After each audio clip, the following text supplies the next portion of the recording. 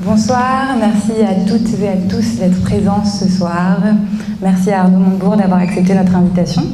Steven et moi allons animer les échanges pour la soirée. Alors cet événement vous est proposé par le Cercle EB, que je vais brièvement vous présenter, et accueilli par le fastueux hôtel Normandie, que nous remercions par la même occasion. Le Cercle EB, qu'est-ce que c'est ? Le Cercle EB, c'est une association apolitique de jeunes actifs entre 25 et 35 ans, qui a vocation à faire vivre le débat public et à promouvoir les initiatives de la jeunesse. Nous le faisons de deux différentes manières. La première, c'est de tenir des débats et de faire des conférences avec des personnalités publiques qui sont surtout du domaine et du monde économique et politique, parfois même artistique. Et la deuxième façon est d'être dans l'action. Nous soutenons bénévolement des associations qui œuvrent pour la jeunesse.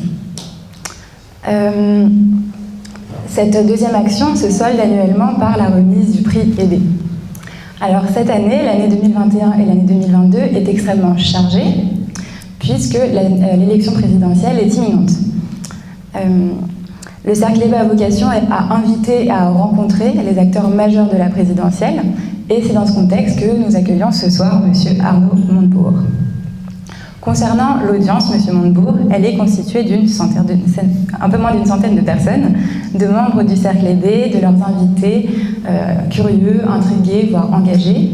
Et la conférence sera filmée et rediffusée, mais l'audience ne sera à aucun moment enregistrée. Donc vous pouvez vous sentir libre de poser toutes les questions que vous souhaitez. Je donne maintenant la parole à Steven qui va présenter M. Arnaud Montebourg.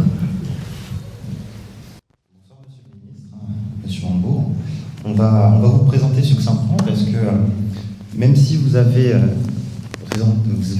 occupé des fonctions ministérielles, on a le sentiment parfois de mal vous connaître.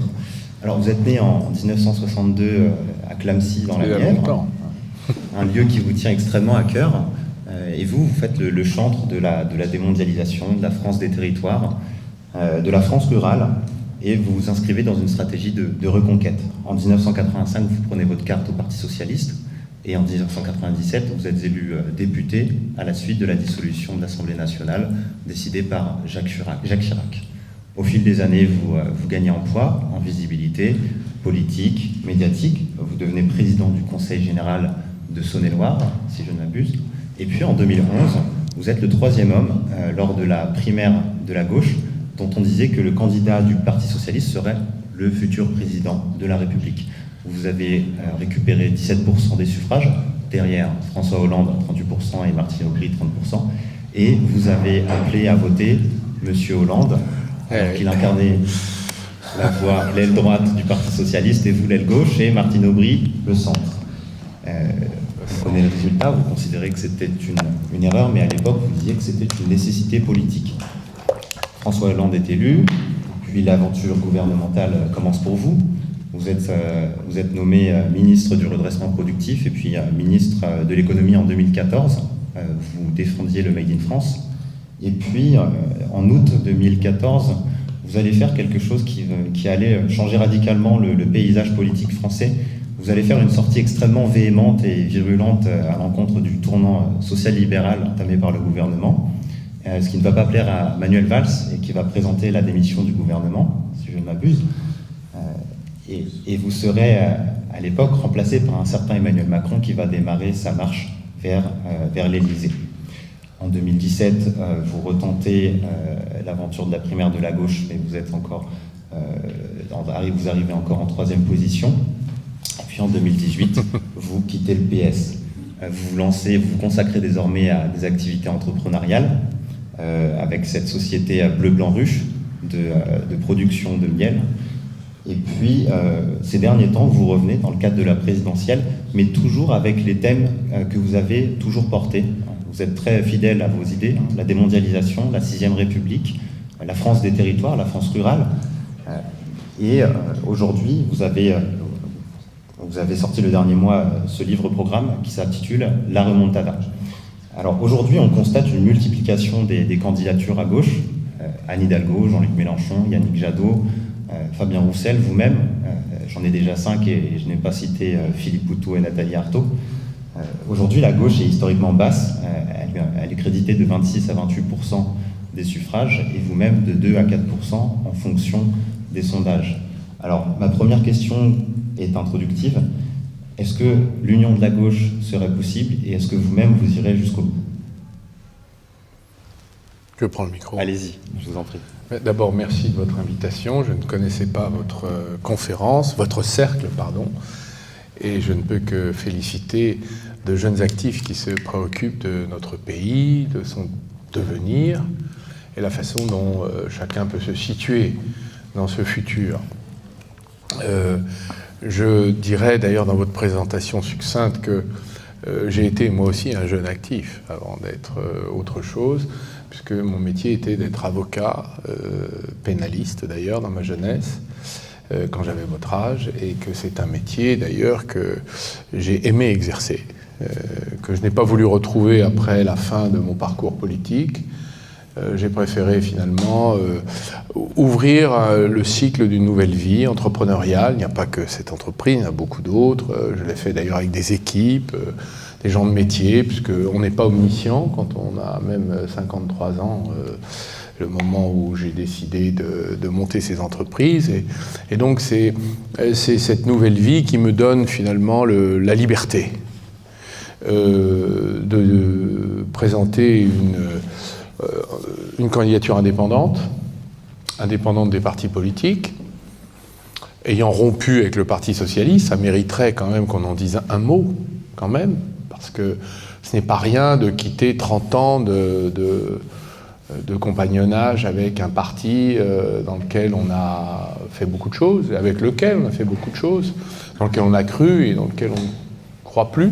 C'est pas quelque chose d'ailleurs, il y a beaucoup de monde qui l'a fait, donc ça signifie quelque chose aujourd'hui. Donc je voudrais en dire un mot, vous dire aussi que c'est une candidature qui pour moi va au-delà de la gauche, puisque la gauche a quitté pour moi le récit national. Le récit national, c'est-à-dire la marche du pays en fonction de ses problèmes et la façon de les résoudre.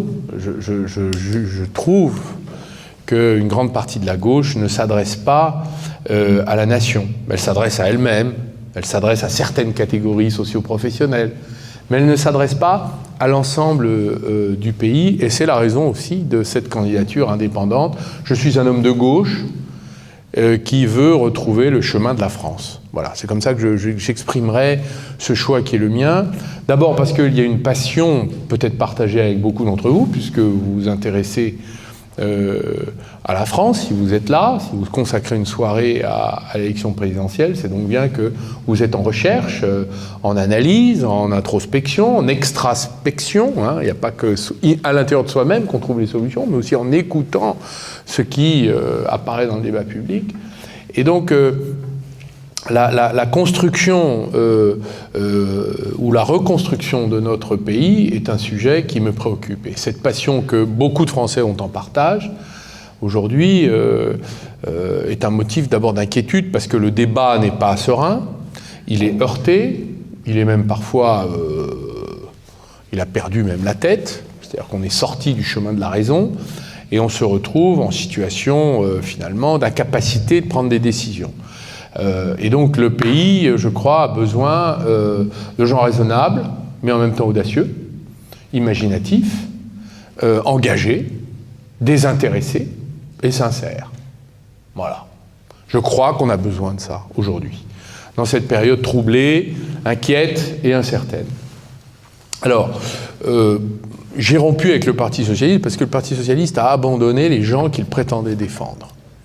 Et donc, pour moi, mon engagement personnel, c'est de retrouver ce chemin-là. Ce qui fait le cœur du pays, ce sont ceux qui n'ont que leur travail pour vivre, quel qu'il soit d'ailleurs. C'est du cadre à l'ouvrier, l'agriculteur, l'indépendant. C'est assez ouvert et c'est multiple le travail. Et un pays qui, aujourd'hui, fait disparaître la valeur travail derrière d'autres préoccupations, est un pays qui n'a pas d'avenir. Parce que ça veut dire qu'il ne rétribue pas l'effort, qu'il ne construit pas par l'effort collectif des solutions commune, vers un futur commun. Et donc, pour moi, cet abandon-là a été un des points de rupture avec ma famille politique. L'autre question, c'est la question de l'enfouissement d'un grand nombre de problèmes dans le silence. Le pays a des problèmes, il faut les regarder les yeux ouverts et affronter ces difficultés. Non pas en disant ça on n'en parlera pas, ça on en parlera moins, ça, il faut affronter. Et c'est le rôle, je crois, à la fois des partis politiques, de traiter et d'apporter des solutions, de les mettre au débat, et d'affronter la réalité telle qu'elle est, sans excès dans la description, dans le diagnostic, sans excès non plus dans la recherche de solutions. Alors, j'ai fait le choix, c'est vrai, vous l'avez indiqué, de proposer au pays une stratégie de reconstruction. Pourquoi ? Parce que là où la propagande gouvernementale, qui est quand même très puissante, passe son temps à raconter ou à peindre en rose la situation, moi je trouve que le pays ne va pas du tout bien. Voilà. Je considère même qu'on est très affaibli, et il suffit de regarder en face les questions. Nos fleurons industriels ont été vendus, démontés et démantelés. Alors je prends l'exemple depuis Macron, je ne vais pas remonter à Chirac, à Sarkozy, quoi que Sarkozy avait plus ou moins défendu. On va dire à Hollande-Macron, on va dire. Donc Alstom, Technip, Alcatel, Lafarge, Essilor, Suez et maintenant Engie. Et s'il n'y avait pas eu les syndicats pour bloquer le démantèlement d'EDF, on y serait. Voilà. C'est quand même un bilan absolument désastreux. Deuxièmement, on importe tout. Tout le monde est obsédé par la dette. Mais tout le monde a un surendettement public. Le secteur privé est surendetté. La puissance publique, les puissances publiques européennes, locales, nationales sont surendettées. Et tous les pays du monde sont ultra surendettés. Donc le problème n'est pas la dette, parce qu'il y aura un règlement mondial de la dette, soit par la croissance, soit par l'inflation, soit par les banques centrales. Donc le sujet n'est pas la dette. Donc c'est pas la peine de se faire peur avec la dette. Le sujet, c'est comment la France a décroché des autres pays européens. Nous sommes à moins 85 milliards en déficit de la balance commerciale. L'Allemagne est à plus 185 d'excédent. L'Italie a plus 65 milliards. La Belgique a plus 25 milliards. Tous les pays sont excédentaires et nous avons le déficit qui s'accroît. L'Espagne avait un déficit à 25 qu'elle a diminué à 15. La Roumanie avait un déficit à 17 qu'elle a diminué à 12, quelque chose comme ça. Mais nous, on est passé de 65 à 85 en négatif. Ça dit quelque chose. Nous sommes la lanterne rouge de l'Union européenne parce que nous avons contracté une forme de dépendance aux autres. Et cette dépendance-là, il faudra y remédier d'une façon urgente, parce qu'à un moment, quand vous êtes, et c'est le cas de notre pays, c'est comme un ménage. Quand vous achetez mais vous ne produisez plus, ça veut dire que vous ne travaillez pas assez et que vous achetez aux autres et que vous êtes au-dessus de vos moyens, vous vous trouvez en situation de 1. Surendettement, 2. de ne plus pouvoir réaliser vos projets, 3. de réaliser encore moins vos rêves. Ça, c'est pour le ménage. Pour une nation, c'est exactement la même chose. Donc, retrouver notre indépendance est pour moi la priorité. Je ne vous parle pas des 4 services publics fondamentaux. Dans quel état sont-ils ? Police, justice, santé, éducation. On va justement en parler. 4 services publics. Je ne vous parle pas de l'état de nos alliances. Regardez comment se comportent nos alliés vis-à-vis de nous. L'affaire des sous-marins en est un exemple. J'ai entendu le président de la République se rendre chez Whirlpool, où il a déclaré je me suis fait avoir.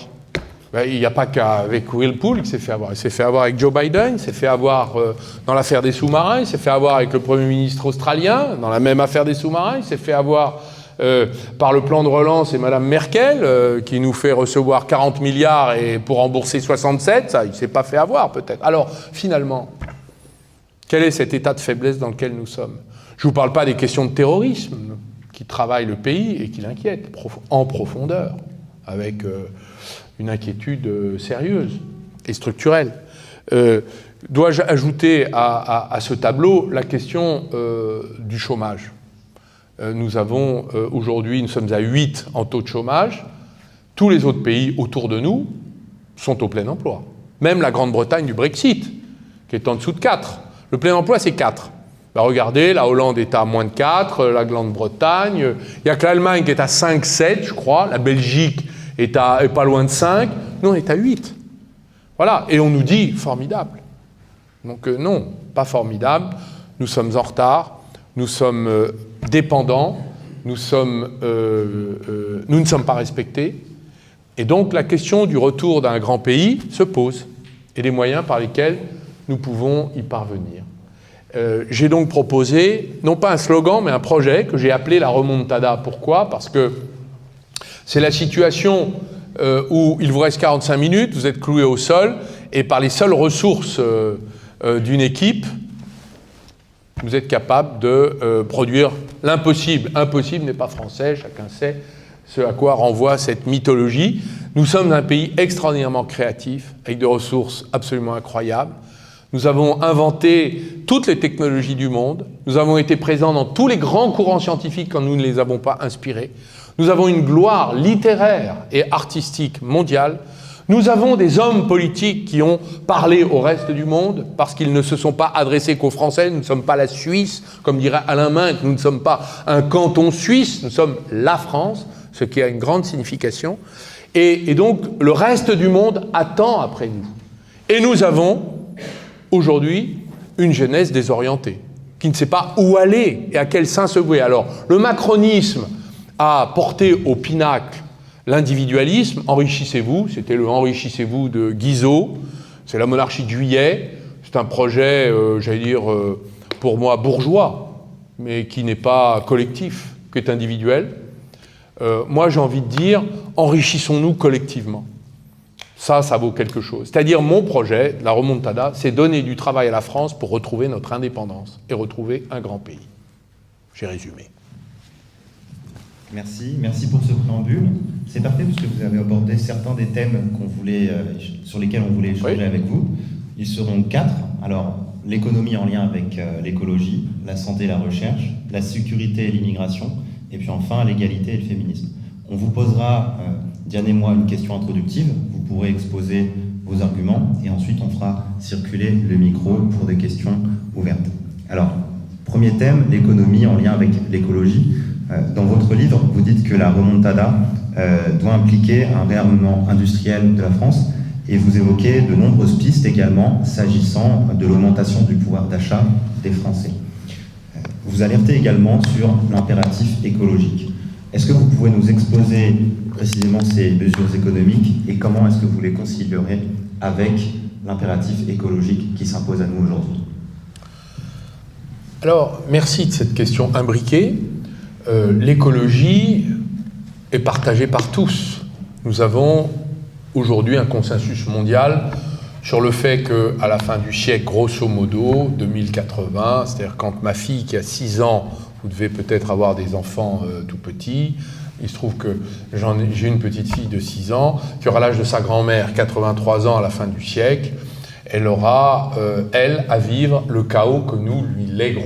Et vous-même, vous aurez à vivre cette situation que moi je ne vivrai pas car je serai certainement au-delà. Et donc cette préoccupation et cette responsabilité, elle m'amène à dire 2 choses. D'abord, il est certain que si rien n'est fait de façon concertée au plan mondial sur l'élimination des gaz à effet de serre, donc de l'usage des fossiles dans l'usage de l'énergie et donc de la production des biens et des services et de l'activité humaine, d'ici 30 ans, eh bien nous aurons un tiers des terres émergées qui ne seront plus habitables. Donc c'est environ 1,5 milliard de personnes qui seront obligées de quitter, et notamment sur la ceinture équatoriale, de quitter leur territoire. Donc vous voyez dans quel chaos la planète va se retrouver, la lutte pour la nourriture, la lutte pour l'eau, la lutte pour la survie, sur des proportions absolument considérables qui n'ont rien à voir avec ce qu'on connaît aujourd'hui. Donc ça, c'est un consensus scientifique mondial et il n'y a personne qui a apporté des arguments en sens contraire. Il y a des croyances contraires, mais il n'y a pas d'arguments rationnels contraires. Donc il est évident que la diplomatie climatique aujourd'hui n'a produit aucun effet. c'est certain. Nous l'avons vu avec la COP26. Vous avez la Chine qui refuse de réduire, elle accepte de prendre un engagement sur la réduction des émissions de ces centrales à charbon, mais elle construit, Chine, Inde, Vietnam, Indonésie, construit 620 centrales à charbon, là, en ce moment. Voilà, la réalité, c'est celle-là. Et en Union européenne, balayons devant notre porte, nous avons encore 3 centrales à charbon que nous n'avons pas fermées, parce que quand il y a des montées en pointe, nous avons fermé Fessenheim. Je préfère le dire. Donc c'est l'un ou l'autre, c'est pas... On est obligé de faire des choix. Et nous avons l'Allemagne, qui n'a pris d'engagement de fermeture de ses centrales à charbon, dont certaines ont été construites il y a encore 3 ans, d'ici, pas avant 2038. Pourquoi ? Comment ? Ils ont fermé des centrales nucléaires, 11, et ils ont ouvert 10 centrales à gaz et à charbon. Donc on voit bien que l'impasse dans laquelle on se trouve sur le plan énergétique doit être traitée d'abord sur le plan national, donc il faut qu'on ait eu d'abord une position nationale intelligente, avant d'aller faire la leçon aux autres. Ensuite, passant de la nation au continent européen, à l'Union européenne, puisque nous avons des accords, pas sur l'énergie, mais quand même sur le reste d'intégration, notre responsabilité, c'est d'amener les pays européens à fermer leurs centrales à charbon. Et donc nos alliés, Pologne, Allemagne en tête. Et là, les ennuis commencent. Puisque dans la négociation de l'Union européenne sur ce qu'on appelle la taxinomie, c'est-à-dire les règles qui vont guider les investissements vers telle ou telle énergie ou source d'énergie ou processus de fabrication énergétique, vous avez des arbitrages qui aujourd'hui sont en train de se faire en faveur du gaz et contre le nucléaire. Bon, donc vous voyez qu'on n'est pas sorti de l'auberge. Alors après, quand on aura réglé l'Union européenne, on pourra se porter à la frontière mondiale. Et on en est donc loin. Donc déjà, commençons dans cette élection présidentielle par trancher la question de nos préférences collectives et de nos choix intelligents. Je défends, pour commencer sur la production d'électricité. Je rappelle que la production d'électricité, c'est seulement 25% de la fabrication de carbone. Il y a encore 75% par ailleurs à aller chercher. Les véhicules thermiques, la construction, le plastique, la chimie, partout issu du pétrole dans lequel nous vivons. Donc c'est une transformation considérable qui va justifier des investissements massifs qui ne pourront pas être réalisés par les acteurs économiques, mais par l'État. L'État ne peut pas tout, mais là, il sera obligé de tout faire. Parce que ce n'est pas les agriculteurs ni les industriels qui vont pouvoir le faire. Donc il faut qu'on se mette dans l'idée que la transition énergétique est une forme de réindustrialisation massive. Exemple, il y a 11 millions de chaudières à mazout et à gaz dans les maisons des particuliers. Je ne parle pas des fours industriels. Nous allons devoir créer une industrie de la pompe à chaleur, ici, parce qu'on ne va pas acheter ça en Chine, comme on l'a fait avec l'énergie renouvelable. Les éoliennes achetées au Danemark, en Allemagne, et même les mâts d'éoliennes ne sont plus fabriqués en France. On n'a même pas été fichu de garder ça. Et les panneaux photovoltaïques achetés en Chine, qui d'ailleurs aujourd'hui tiennent le quasi-monopole du marché avec des niveaux de technologie et de rentabilité inatteignables. Et d'ailleurs, les Chinois, il y a 10 ans, ont tué l'industrie photovoltaïque en Espagne, en Italie, en Allemagne et en France. On a vu, c'est moi qui ai fermé les dernières usines de panneaux photovoltaïques en France. Pourquoi ? Parce que l'Union européenne n'a pas fait son boulot et ne nous a pas protégés contre le dumping chinois, comme d'habitude. Les Américains l'ont fait, nous, pas. Conséquence, bien, toute l'énergie et toute l'énergie renouvelable, c'est-à-dire nos investissements financés à coût de subvention, financent l'industrie chinoise. Bêtise, idiotie, mais ce sont les choix des Européens à l'époque contre lesquels la France n'a pas pu s'opposer. Alors, pour moi, la réindustrialisation, c'est la nouvelle frontière écologique. Je prends l'exemple de l'industrie de la pompe à chaleur. Regardez ce qui est en train de se passer sur l'automobile. Vous avez 40 millions de véhicules thermiques dont il va falloir se débarrasser d'ici 2030 et les remplacer par des véhicules électriques. Outre le fait qu'il va falloir augmenter la production d'électricité, il va falloir qu'on fasse des choix technologiques. D'ailleurs, le patron de Stellantis, donc PSA, Opel, etc., M. Tavares, a dit c'est la première fois dans l'histoire de l'industrie que l'État nous dicte des choix technologiques. Ce n'est pas le marché qui décide. Donc on est en train d'inventer une économie pilotée par l'État, et donc on a intérêt à ce que cet État soit, le plus intelligent possible, le plus démocratique possible, et j'ai envie de dire le moins bureaucratique possible. Démocratie s'opposant à la bureaucratie. Donc pour moi, la bataille du Made in France, qui est dans cette présidentielle, c'est comment on va faire pour réimplanter l'industrie dans notre pays, puisque notre balance commerciale montre que nous sommes dépendants de tout. Je prends un exemple, nous importons chaque année 10 milliards de médicaments alcaloïdes. C'est les médicaments qui servent à endormir les patients avant les opérations chirurgicales. 10 milliards chaque année. Donc les directeurs des achats des hôpitaux, des cliniques, ils achètent en Chine en fait.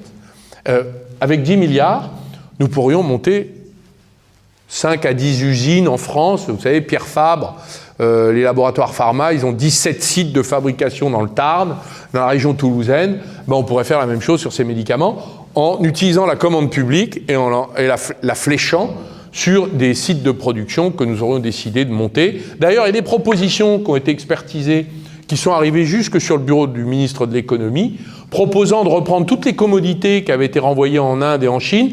Il est possible aujourd'hui de les fabriquer à des prix à peu près compétitifs, à un prix acceptable pour les Européens, qui nous permettrait de retrouver une part d'indépendance et en même temps de capacité productive. Et ça ferait beaucoup de bien à tous ces territoires désolés, désindustrialisés. Quand vous traversez les départements, vous prenez les routes départementales, anciennement nationales, vous traversez les bourgs à vendre, à louer, à vendre, à louer, à vendre. Voilà la France, dans quel état elle est. Donc ça me soucie, en effet. Je suis un enfant de la France rurale. Je ne parle pas que pour moi, je parle de cette France qui constitue sa force et qui est démoralisée. Voilà, je reviens, là, j'arrive de Lyon à Migène. Moi, quand j'étais gamin, je prenais le train Paris-Dijon, c'était le train avant le TGV. J'ai connu l'époque d'avant le TGV, avant 82, date de l'inauguration du TGV. On avait un train qui faisait 2h40 Paris-Dijon, qui s'arrêtait à La Roche-Migène. C'était un bassin industriel. Aujourd'hui, il y a une usine de 400 salariés qui est en train de fermer la filière automobile. J'étais obligé d'y aller pour dire, est-ce que le ministre de l'économie s'occupe de, plutôt que de dire qu'il va réindustrialiser, déjà qu'il s'occupe d'éviter les délocalisations. D'autant qu'il y a des solutions qui sont à la portée de tous. Donc voilà des exemples de... je vais m'arrêter là pour répondre à votre première question. L'écologie, c'est l'industrie. Alors, je ne fais pas partie de ceux qui défendent cette écologie punitive, c'est-à-dire où il faudrait tout taxer, parce que ça ne marchera pas. L'écologie, elle doit être portée par le plus grand nombre. Quel est le bénéfice pour une personne qui, aujourd'hui, n'a pas d'autre choix que de prendre sa voiture pour aller travailler, qui n'a pas les moyens de substituer la plupart des biens de consommation qu'il achète, quel est son bénéfice aujourd'hui ? Si vous lui mettez une taxe carbone, des taxes sur l'essence, et que vous lui expliquez qu'il doit changer de comportement et que c'est de sa faute si la planète va mal, quand une centrale à charbon en Allemagne, c'est 30 millions de tonnes de CO2 par an, c'est-à-dire l'équivalent de la totalité du transport aérien français. Bon, vous voyez qu'on n'est pas à l'échelle. Moi, je pense que chacun peut apporter son écho, sa contribution à la lutte contre le dérèglement climatique. Mais une chose est certaine, c'est que certains peuvent plus que d'autres. Et parmi ceux-là, les États. Les États doivent organiser la substitution des produits. Donc, s'il n'y a pas de voiture haute que thermique, si le véhicule électrique est hors de prix, s'il n'y a pas de bio à un prix acceptable, comment faire pour échanger le non-bio par le bio et l'électrique par le thermique? Voilà, et c'est ça le sujet. Donc, la société et l'État, donc, doit s'organiser pour organiser cette substitution. Voilà ma vision des choses. Excusez-moi d'avoir été long. Pas de souci, merci pour cette première réponse. On va prendre une ou deux questions sur le sujet de l'économie et de l'écologie. Est-ce que quelqu'un a des questions? Une question? Oui. Allez-y. Je vous apporte le micro? Levez-vous et puis... allez-y, je vous apporte le micro.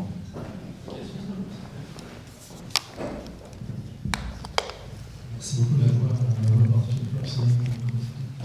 J'ai une question sur la protection des actifs stratégiques. Vous parliez de l'industrie depuis tout à l'heure, vous disiez protéger nos actifs, protéger la France. Quand vous étiez ministre, vous avez eu à traiter le dossier d'Alstom, qui est l'illustration même en fait de l'impact de la guerre économique sur la compliance et des liens inextricables qu'il y a entre compliance et guerre économique. Et en fait, j'avais une question sur la vision offensive qu'a la France de la guerre économique. Comment, selon vous, on pourrait développer cette vision offensive quand on sait que, par exemple, sur le FCPA, les Américains, dans le top 10 des amendes qu'ils ont infligées le DOJ, on a Goldman Sachs qui est en premier, et les 9 suivants, c'est que des Européens. Voilà. Comment, selon vous, on pourrait avoir cette approche offensive? Prenez la deuxième question, on va gagner, je ferai les deux. Monsieur le ministre, je souhaitais vous interroger sur la méthode, disons, d'un homme de gauche pour aboutir à cette réindustrialisation de la France. Parce que ce qui a été fait au cours des 10 dernières années, c'est principalement des diminutions de charges sociales, ce qui est peu ou prou le CICE. Aujourd'hui, ce que préconisent des économistes libéraux ou des candidats à droite, c'est plutôt d'agir sur la valeur travail, en libéralisant le travail, lutter contre le chômage, l'absentéisme et hausser l'âge égal de la retraite. Quelle est, vous, votre position pour concrètement arriver à une diminution de cette balance commerciale et de la balance de paiement?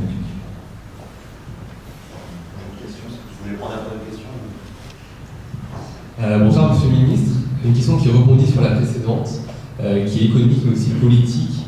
Vous avez dit que vous vouliez remettre au centre du débat la valeur travail. On se souvient qu'elle avait été au centre de la campagne d'un certain Nicolas Sarkozy en 2007.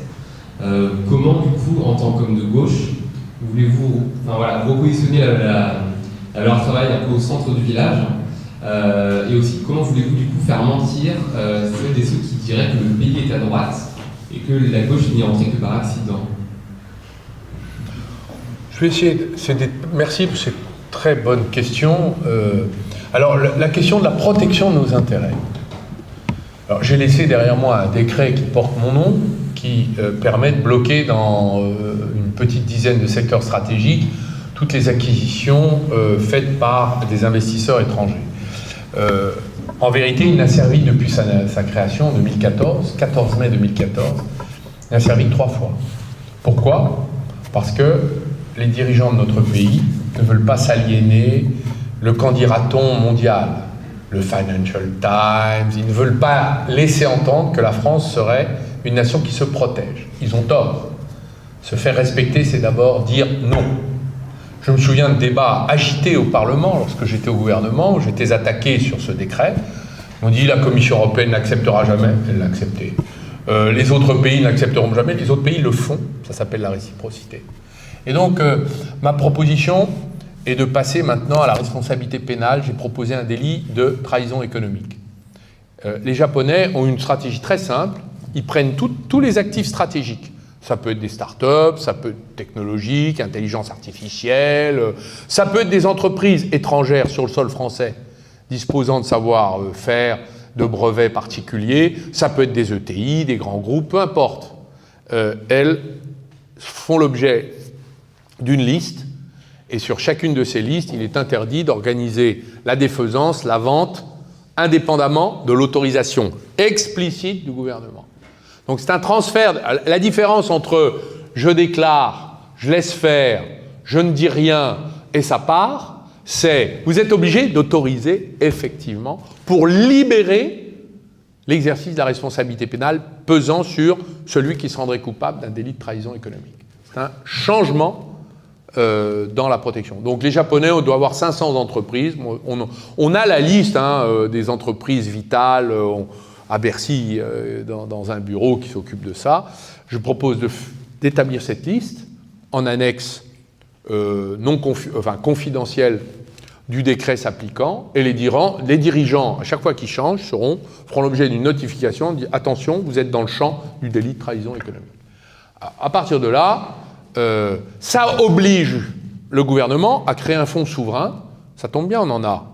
On a des fonds de pension, parce qu'on dit souvent en France, on n'a pas de fonds de pension. Excusez-moi, on a un fonds de pension qui fonctionne grâce à la défiscalisation, qui s'appelle l'assurance vie, 2000 milliards de stocks, mais on n'a jamais décidé de l'activer patriotiquement. Pour ma part, j'ai toujours défendu dans mes programmes successifs, vous avez rappelé mes candidatures, elles ont le mérite de la constance rectiligne. J'ai dit 5 à 10% de l'encours de l'assurance vie doit servir à constituer un fonds souverain qui permettra la vente au fonds souverain pour tous ceux qui veulent vendre, c'est normal. Ceux qui veulent vendre, qui veulent arrêter, qui sont en transmission, c'est normal.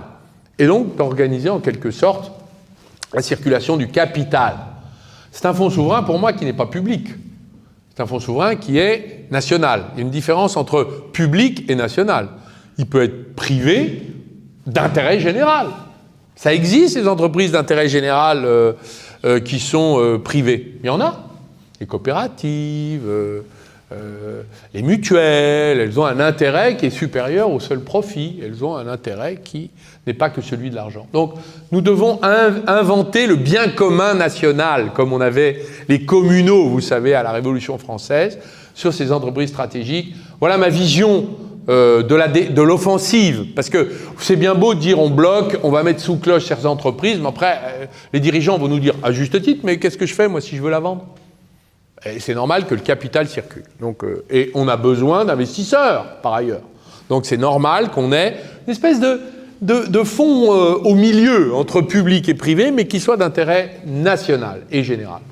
Et je crois que nous pourrions trouver les personnes capables de le gérer au mieux de l'intérêt national et qui rendraient des comptes devant le Parlement, devant l'opinion publique. Je crois que ce serait un grand progrès pour notre pays et ce serait mieux que les magouilles du ministre de l'économie avec l'Agence des participations de l'État où on les oblige à la fois à être dans les conseils d'administration, verser des dividendes, faire l'objet de... Ils sont finalement, les participations de l'État, elles sont l'objet d'injonctions contradictoires. Est-ce que quand vous avez 15% d'Air France, vous êtes l'État. Alors, si c'est le ministère du Transport, il ne faut pas qu'il y ait de plan social. Si c'est le ministère de l'Économie, il faut qu'il y ait des dividendes.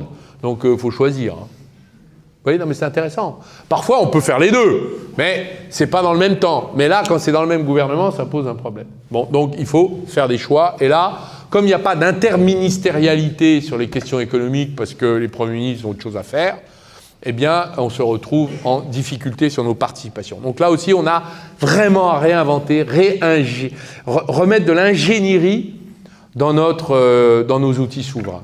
Deuxième question, monsieur, pouvez-vous me rappeler comment vous l'aviez présenté ? Alors, que depuis 10 ans, on répond à la problématique compétitive. Voilà, compétitivité. Alors, les libéraux, la gauche. Alors, j'ai noté... Alors moi, il y a un débat sur la compétitivité qui a été traité par Gallois, qui a été traité par la gauche, par Macron. Bon, il y a des éléments sur la table. Je vois que les taux de marge des entreprises se sont reconstitués à des niveaux qu'on n'avait pas vus depuis très longtemps. Très bien. Donc normalement, on a réglé le problème de compétitivité. J'ai vu que les salaires montent partout, y compris en Allemagne, et qui nous ont dépassés. Même l'Espagne nous rattrape. Ils sont à 1 000 € le SMIC, parce qu'il y a une augmentation de 27,5% en 5 ans. Nous, on n'a pas fait d'augmentation salariale. Donc normalement, on a à peu près réglé nos problèmes de compétitivité. Et pourtant, la balance est très déséquilibrée. Pourquoi ? Parce que maintenant, on ne pourra pas, par l'effet simple du marché et de la conjoncture, réparer des blessures béantes structurelles. C'est ma proposition de Made in France, de programme Made in France XXL. C'est-à-dire qu'on va se mettre à monter des boîtes. Et comment on va le faire ? Parce qu'on a aujourd'hui, si vous faites confiance à la Startup Nation pour retrouver de l'industrie lourde, des millions d'emplois, ben vous n'y arriverez pas. Elle y arrivera à sa manière, sur des services innovants. Mais en France, il n'y a pas de capital risque, très peu. Il y a du capital BPI, mais après, il y a la vallée de la mort. Voilà. Donc, il n'y a pas de capital développement avant tard. Donc, qu'est-ce qu'on fait pour monter des entreprises en capital risque sur des tickets industriels énormes ? Par exemple, l'usine de médicaments alcaloïdes. Vous croyez que ça va revenir comme ça par des mesures de baisse d'impôts sur les entreprises ou de diminution de cotisations sociales ? Nullement.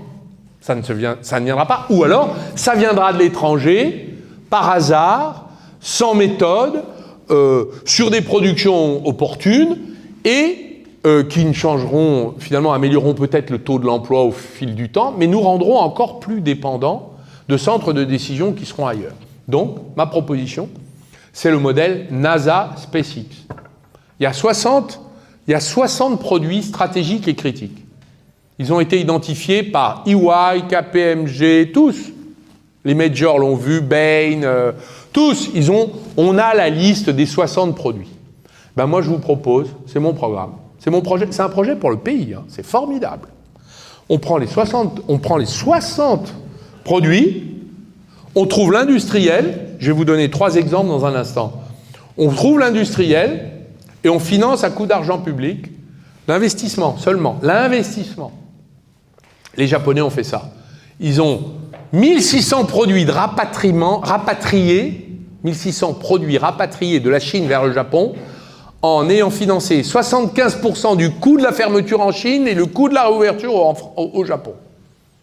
3e puissance mondiale, nous on n'est pas loin, on est 5, 6e, on peut le faire, nous aussi. Et tout cet argent qu'on a utilisé dans le Covid, on aurait pu aussi décider ce fameux plan de relance qui fait tout, n'importe quoi, avec des appels d'offres par ceci, par cela.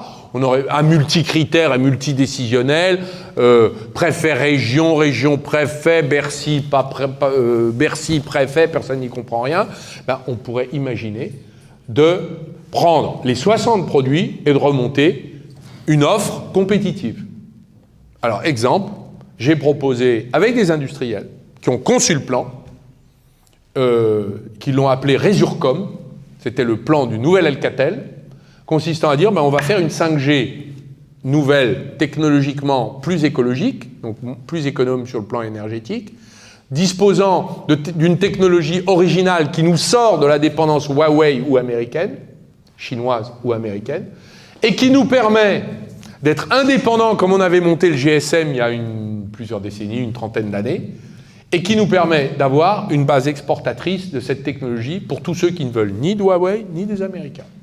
Et je peux vous dire, Amérique latine, Asie du Sud-Est, Inde, et même Europe, on est capable de le faire. Coût de l'investissement demandé pour l'État, pour un nouvel Alcatel, en reprenant toutes les ressources éparpillées de ce que Nokia a démonté dans Alcatel, parce que Alcatel était vendu en 2015 par les soins de M. Macron, à Nokia. Moi, ma thèse à l'époque, avant de quitter Bercy, c'était de dire, c'est dans mon testament que j'ai transmis à mon honorable successeur, j'ai dit, mon vieux, c'est Alcatel qui rachète Nokia. Et non. Pourquoi ? Parce que Nokia descendait, Alcatel était plat, il ne fallait pas vendre Alcatel à Nokia, puisque Nokia a emmené Alcatel dans sa descente. Moi, je propose qu'on remonte un nouvel Alcatel sur une nouvelle base technologique, et nous serons capables, avec Orange, qui a quand même 24 pays dans lesquels il est opérateur historique, d'utiliser les nouveaux équipements de notre 5G. Donc, vous voyez, une alliance patriotique... Ah oui, ça coûte 1 milliard. C'est pas cher, avec tout ce qu'on a dépensé. On a dépensé 500 milliards. 1/500e de tout ce qu'on a dépensé, on pourrait refaire un Alcatel. Et là, vous remettez des usines à Lannion, des bureaux de recherche dans l'Essonne, tout ce qu'Alcatel avait et a disparu. Voilà. Je prends cet exemple. Je peux vous parler de l'aluminium. Pareil. Le nouveau Péchinet. Je suis allé au MEDEF, toute la filière aluminium m'a convoqué, m'a dit, monsieur Montebourg, vous avez des idées, vous avez sauvé une usine à Saint-Jean-de-Maurienne, formidable, tout le monde s'en souvient. J'ai dit merci, très bien, d'accord. Et qu'est-ce qu'on fait pour la filière ? J'ai dit, faut faire un nouveau Péchinet. Donc on va réunifier vous tous. On dit, ah bon, c'est formidable, quelle bonne idée. Alors là-dedans, il y avait des Allemands, des Indiens, parce que tout ça est éparpillé. Mais ça, c'est quoi ? C'est les métaux de l'écologisation de l'économie. Là-dedans, vous récupérez le silicium de Ferropem, le magnésium des mines à Marignac, là, en Occitanie, qui ont été fait fermer par les Chinois. Vous remontez une stratégie de terres rares, vous récupérez et solidifiez la partie manganèse qui est en Nouvelle-Calédonie, qui n'est pas exploitée, etc., etc., etc. Le cobalt, etc., etc. Mais, donc tout ça, ça suppose évidemment un État qui est capable de travailler avec le privé et un état de confiance. Donc, ce n'est pas des appels d'offres. Donc, moi, j'ai écrit au Premier ministre dans l'affaire du nouvel Alcatel. J'ai dit, monsieur le Premier ministre, il y a un plan, voilà, je vais à Lannion, je le présente aux élus, aux syndicats. Il m'a dit, présentez-vous à l'appel d'offres. J'ai dit, où ? À Prades ? J'ai dit, à l'appel d'offres. Bon, alors, moi, je veux bien l'appel d'offres. Mais non, l'appel d'offres, ça ne marche pas comme ça. On se met d'accord. On fait des alliances. Mais vous savez pourquoi ? Ils sont terrorisés par l'Union européenne. L'Union européenne, elle vous interdit quoi ? Les aides d'État. Pourtant, ça a été suspendu. Ils sont encore terrorisés à Bercy. Les aides d'État, on en a besoin. C'est comme ça que font les Américains, c'est comme ça que font les Japonais, je viens de l'expliquer. Ils sont terrorisés par la commande publique. Oh, les appels d'offres. Non. On va décider, pour des raisons de sécurité sanitaire, de dire, écoutez, là, ça va là. À l'américaine. c'est le Small Business Act. C'est comme ça que font nos concurrents dans la guerre économique. Donc là, vous allez avoir des résultats. Ça va prendre 5 ans, 10 ans, mais on peut remonter assez vite. Parce que quand je regarde, par exemple, tous les radars, vous savez qu'on utilise beaucoup de radars, les thermostats, on utilise beaucoup de thermostats. On importe 1 milliard de radars par an, 1 milliard de thermostats par an. On ne sait pas fabriquer des radars. Mais même les dérailleurs sur les vélos, il y en a partout des vélos, ça explose, c'est une croissance à 2 chiffres. Ils sont fabriqués à Taïwan. Il y a des usines taïwanaises qui veulent venir en France les produire. Bienvenue. OK. Mais on va se mettre d'accord, on va faire des joint ventures, puis on va leur dire, vous restez là. Donc ça, c'est l'avenir. Donc vous aurez des alliances publiques-privées. Donc tous ceux qui vous racontent, et moi j'étais consterné par les débats de la droite, il n'y a pas le début de la queue d'une nouvelle idée, c'est toujours la même histoire, la baisse des cotisations, etc. Mais on l'a fait, ça y est, ça fait 20 ans qu'on fait ça. Et le résultat, il est là. Donc moi, j'aimerais bien pouvoir être dans le débat pour dire, messieurs, mesdames, changeons de logiciel. En effet, le pays n'est pas à droite ou à gauche. Le pays, il cherche des solutions originales. Il veut, sur le régalien, des solutions fermes, et il veut, sur l'économie, un investissement public qui permette de croire qu'il a un avenir. Voilà ce qu'il veut. Et donc l'État est planificateur, mais être planificateur en étant aveugle, idiot et, j'allais dire, rigide, ça ne marche pas. Moi, j'ai monté 34 plans, parce que vous savez, la planification, tout de suite, on sort le Gosplan soviétique. Excusez-moi, dans toutes vos boîtes, vous faites des business plans. Ça s'appelle un plan d'affaires. Ben, c'est ça, la planification publique-privée. C'est qu'on fait un plan d'affaires, et il y a un financeur public. Voilà. J'ai fait 34 plans industriels. On a confié les politiques d'État pour la réalisation de ces plans pour 34 produits. D'ailleurs, dans ces 34, il y en avait pas mal des 60 qui nous manquent aujourd'hui. Eh bien, je l'avais confié à des entreprises privées. Et même, j'avais dit à des entreprises privées qui étaient concurrentes, j'aurais dit, je monte une entente. C'est interdit par l'Europe. Je vous couvre. Entendez-vous ? Je vous couvre. Et l'autorité de la concurrence n'aura rien à dire. On va passer au second sujet qui est la santé et la recherche. Alors, la crise sanitaire a soulevé depuis 2019 des questions qui sont comme l'adaptabilité du système de soins français, notre niveau de préparation face à des épidémies et les ressources qui sont disponibles pour y faire face. Parallèlement, la recherche française a été largement ralentie par la lourdeur administrative. Pourquoi, selon vous, la santé et la recherche sont-ils les deux grands sujets absents des débats présidentiels ? Ils ne sont pas absents pour tout le monde, parce qu'on passe notre temps à visiter les hôpitaux. Moi, je passe beaucoup de temps dans les déserts médicaux. Nous avons, sur la question de l'accès aux soins, un sujet central pour les Français. La question de la recherche a toujours été arasée du débat public, alors que tous les grands pays occidentaux qui ont une puissance industrielle ont toujours investi dans la recherche. Et y compris, je vous le dis franchement, je me souviens d'un président de la République qui dit « il ne faut pas seulement qu'il cherche, il faut qu'il trouve ». La mécanique, c'est que si vous n'avez pas un niveau d'investissement élevé, vous sortez des radars de la recherche mondiale. Donc il faut réinvestir dans la recherche. Alors après, quand vous voyez l'état de sous-rémunération des chercheurs, la fuite des cerveaux dont nous sommes victimes, et que vous voyez également l'élimination, ce qu'a finalement incarné l'affaire vaccinale, l'affaire du vaccin. Nous sommes le seul pays du Conseil du Conseil de sécurité de l'ONU qui n'a pas, membre du Conseil de sécurité de l'ONU, membre permanent du Conseil de sécurité de l'ONU, à n'avoir pas de vaccin. Ça montre bien que nous avons pris une longueur de retard en raison des sous-investissements et puis aussi de la privatisation de la recherche. Vous avez une partie qui est dédiée au privé sous forme de déduction fiscale qui s'appelle le CIR. Regardez le résultat de Sanofi Pasteur qui a passé son temps à délocaliser sa recherche aux États-Unis et passer à côté des joyaux et des pépites qui étaient sous leurs yeux sur le territoire national. C'est dire à quel point il y a une incroyance dans notre propre pays, parce que malgré la baisse des investissements, il y a quand même des choses qui se font sur notre territoire. Donc il y a un problème de croyance et de compréhension par les grands groupes qui, avec l'État, mènent la recherche, publique, privée, sont incapables de faire confiance à la petite taille et la petite entreprise, à la start-up. Donc vous avez une défiance totale quand mais c'est cette culture du grand groupe qui nous fait du tort. Quand, par exemple, une PME va au marché public, on l'élimine parce qu'elle est petite. Une start-up qui apporte quelque chose sur la table de l'intérêt général, soupçon immédiat.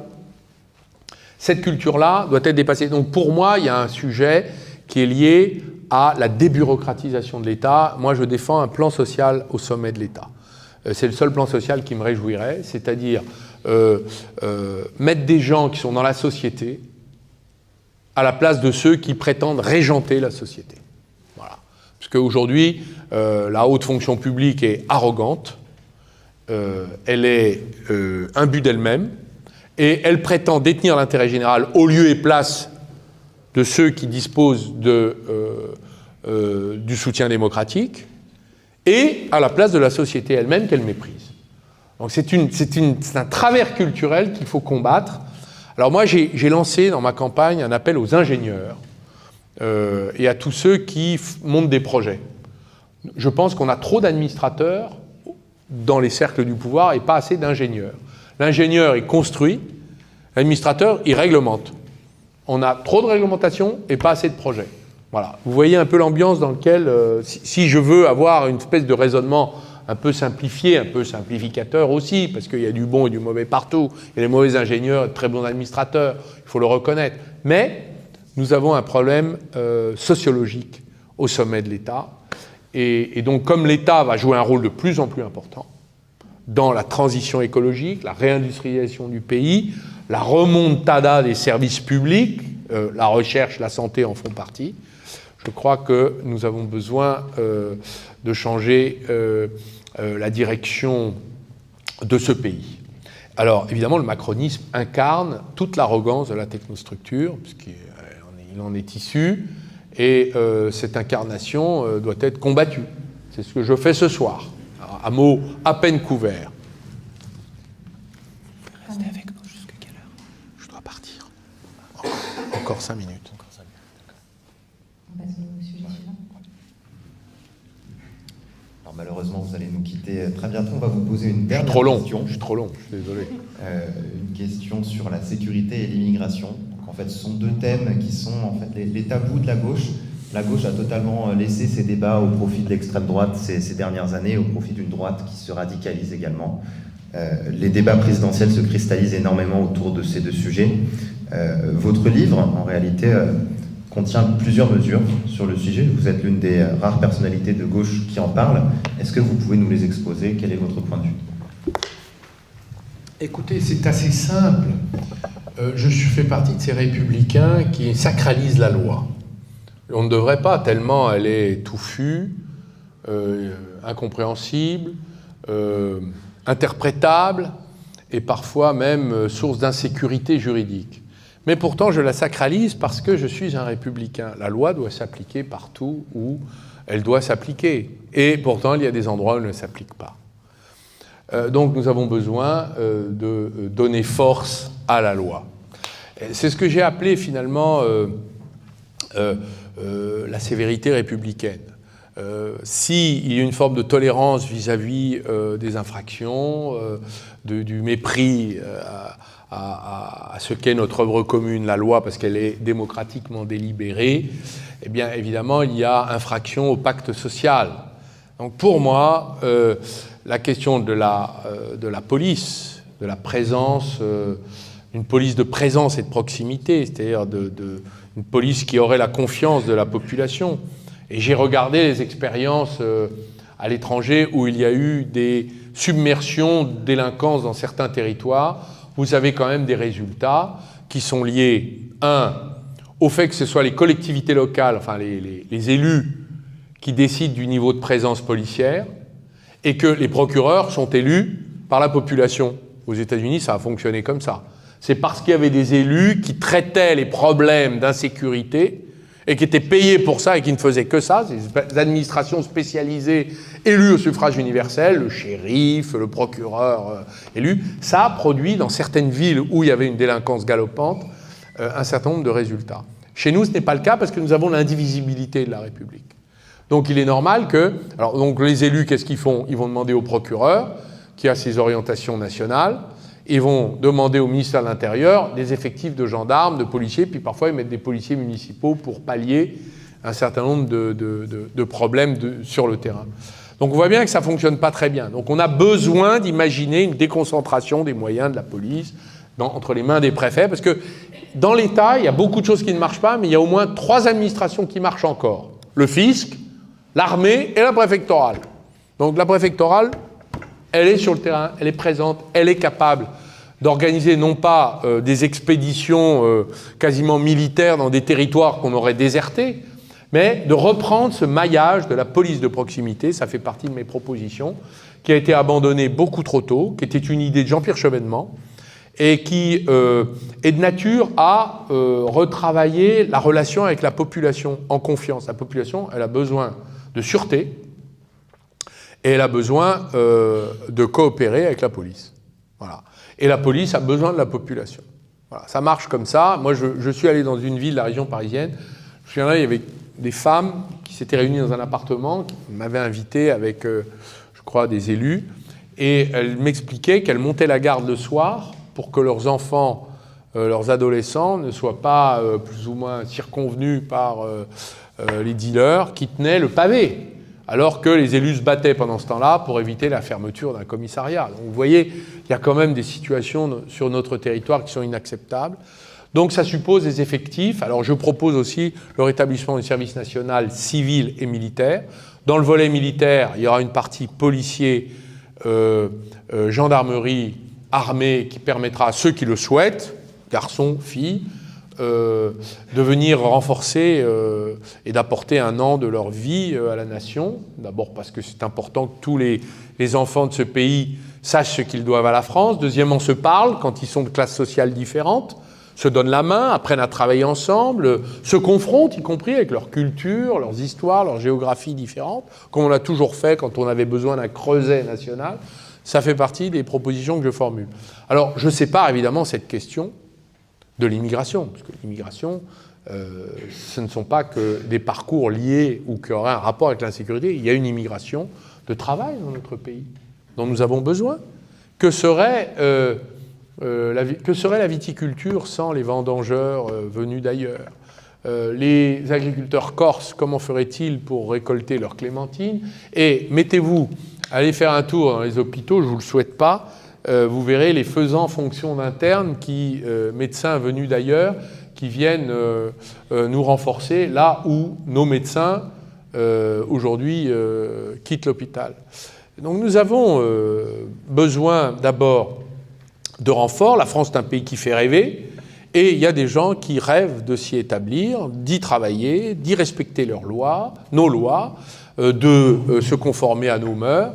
Et je le vois tous les jours. J'ai déjeuné avec le boulanger de Besançon qui a fait régulariser son apprenti. Il m'a dit, M. Montebourg, ce garçon, il me l'a présenté. Ce garçon, il a traversé, il vient de Guinée-Conakry, il a traversé le Sahel, le désert. Il a été esclave en Libye, où il avait 16 ans. Il était esclave en Libye, il a travaillé pour pouvoir sortir de prison, où une forme de milice l'avait jeté. Ensuite, il a travaillé gratuitement pour obtenir un peu d'argent pour se payer la traversée de la Méditerranée. Il a failli couler, il ne savait pas nager, c'est la marine italienne qui l'a attrapé par le callback pour le sauver. Et ensuite, il a marché jusqu'à Besançon, où il était embauché par un boulanger. Et là, il a un homme qui a appris le français, qui est son meilleur apprenti, élément, et qui veut s'établir en France. Donc nous avons des parcours extraordinaires d'intégration. La machine à intégrer ne fonctionne pas. Je veux la remettre en marche, apprendre la langue, travailler, respecter nos lois. Et après, on peut fonder une famille. On peut tout faire en France. Et c'est ça que les Français demandent. Donc pour moi, c'est l'intégration ou rien. Voilà. Et je crois qu'elle est possible. Donc moi, je ne suis pas du tout sur l'esprit, et je vais tout de suite conclure ou peut-être anticiper des questions. Je suis opposé formellement à ce que j'appelle la nation ethnique, identitaire. Je suis pour la nation politique. Ce qui fait notre ciment, c'est ce que nous faisons ensemble. C'est notre projet. Et là, les projets, on en a. Comme disait Saint-Exupéry, en parlant des Français, il disait « Donnez-leur des cathédrales et ils s'aimeront ». Oui, il nous manque un projet à construire ensemble. Ce qui fait notre ciment, ce n'est pas ce que nous supposément nous serions, notre sang, notre religion, nos origines, qui sont d'ailleurs très diverses. Il suffit de regarder comment la France, qui est un cul-de-sac, a vu arriver des vagues migratoires depuis l'Antiquité, pour s'en convaincre. Et donc, ce n'est pas pour rien que le droit du sol a été établi par un arrêt du Parlement en 1515, sous François Ier, et n'a jamais été retiré, à l'exception d'une courte période après la Révolution française, mais a été confirmé par la Révolution française, la République, le Second Empire et tout le... Donc, nous sommes aujourd'hui en train de laisser s'installer l'idée maurassienne qu'il y aurait une nation ethnique liée à des origines imaginaires et inexistantes, alors que nous sommes une nation politique qui a besoin d'un projet unificateur et se met à travailler ensemble. Le travail est unificateur, intégrateur, inclusif, et il est porteur d'avenir. Voilà pourquoi je défends, et c'est le projet du contrat social de Rousseau, c'est le projet de la République de Jean Jaurès, contrairement au projet maurassien exclusif où on va débaptiser selon les prénoms les bons et les mauvais Français. Voilà, selon qu'ils seront bien ou mal nés. Quelle est cette absurdité? Ça, c'est Vichy, qui mettait des étoiles jaunes sur ceux qui étaient supposés être les éléments perturbateurs devenus de l'extérieur. Moi, je considère qu'une nation qui est capable de construire un contrat, donc je suis pour une immigration contractuelle. Et cette immigration contractuelle, si les gens ne respectent pas le contrat, ils s'en vont dehors. Dans ce cas-là, on peut être ferme. J'ai dit.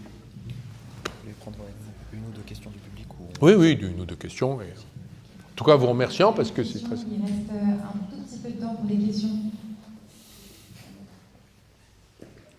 Oui, alors moi j'aurais bien voulu qu'on aborde le quatrième et dernier thème de la soirée sur le féminisme. Est-ce que vous pourriez nous parler de votre programme sur l'égalité femmes-hommes, qui est quand même un grand sujet d'actualité? Oui, oui.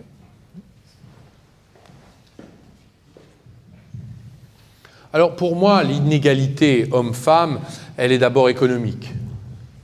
Je vois 62% des personnes au SMIC sont d'abord des femmes. Dans les 57 métiers en tension, où les plus bas salaires sont quand même très répandus, sont les métiers féminins. Assistante maternelle, soignante, tout ça.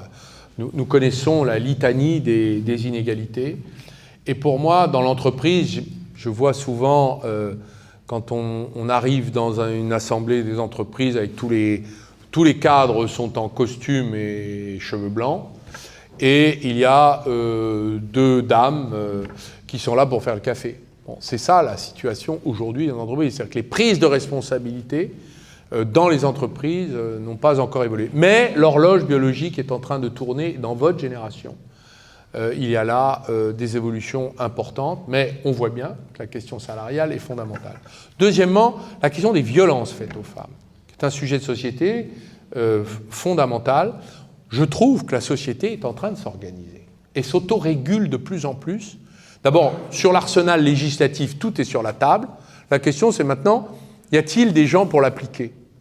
Donc finalement, ça relève à la fois des hommes et des femmes et des hommes, que de faire en sorte que le respect de la personne harcelée, brutalisée, violentée verbalement ou physiquement, soit en quelque sorte une autodiscipline de la société. Et pour moi, tout reste à faire. C'est une bataille culturelle. Je trouve qu'il y a de plus en plus d'hommes qui portent ce combat. Et il faut donc que la puissance publique et ceux qui l'incarnent le prennent en charge par la parole, par l'attitude, par le comportement, dans une sorte de simplicité naturelle, si j'ai envie de dire, pour que ce soit la norme dans une société. Je parlais tout à l'heure de l'adaptation de la connaissance de nos mœurs pour tous ceux qui arrivent. La question de l'égalité hommes-femmes, de la laïcité, tout ça sont des sujets centraux dans la société actuelle.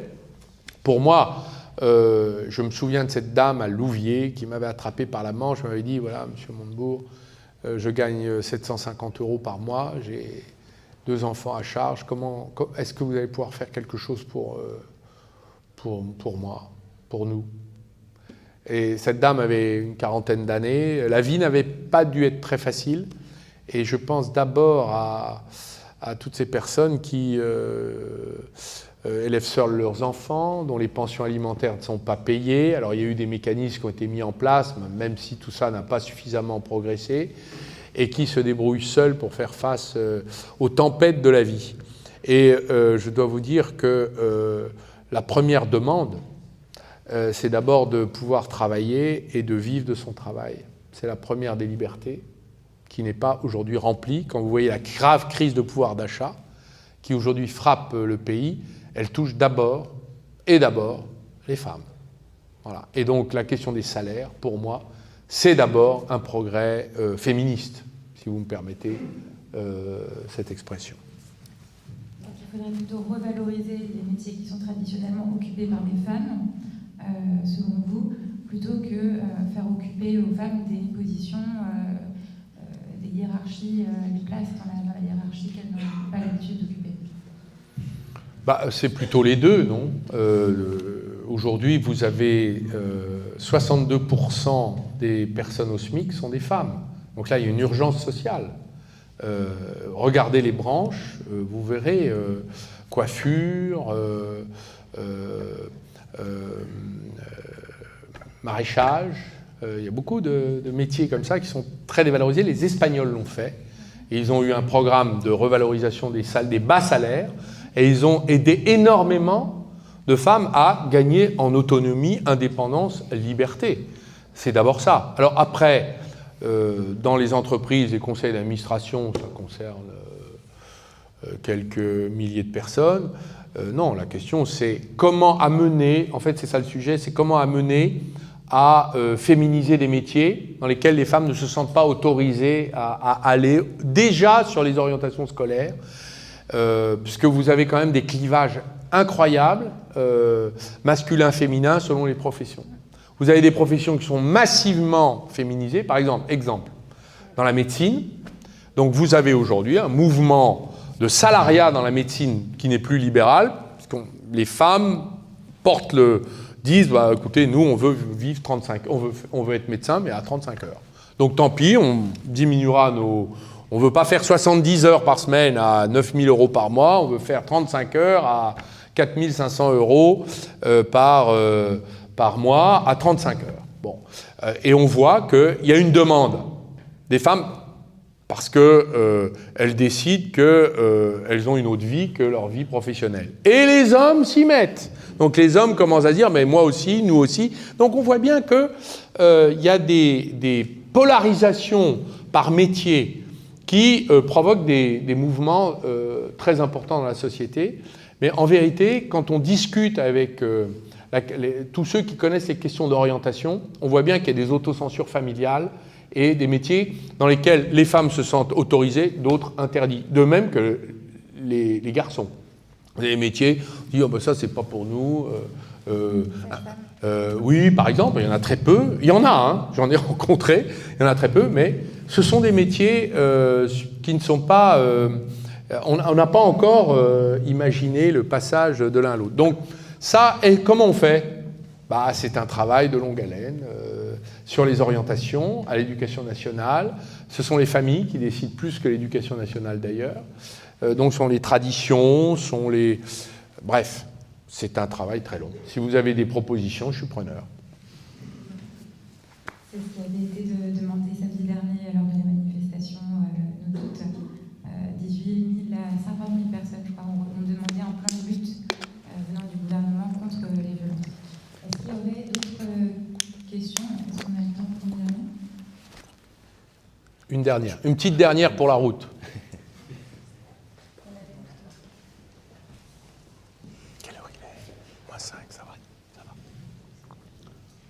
Oui, bonsoir, Monsieur le Ministre. Vous avez parlé tout à l'heure sur la recherche, de l'opposition notamment qu'il y avait entre les grands groupes et petits groupes, les entreprises de taille intermédiaire. Il y a notamment un problème en France, comparé à l'Allemagne et à l'Italie, c'est qu'on a une structure industrielle où effectivement, soit on a des très petites entreprises, soit des très grandes entreprises, alors qu'en Allemagne, il y a ce qu'on appelle le Mittelstand, des entreprises de taille intermédiaire, des CTI. Est-ce que vous auriez par exemple des mesures, choses comme ça, pour qu'on puisse créer peut-être un Mittelstand français, parce que notamment sur les composants, sur les usines et tout ça, c'est les équipementiers automobiles, c'est surtout des entreprises de taille intermédiaire. Est-ce que vous auriez des mesures ou un programme là-dessus?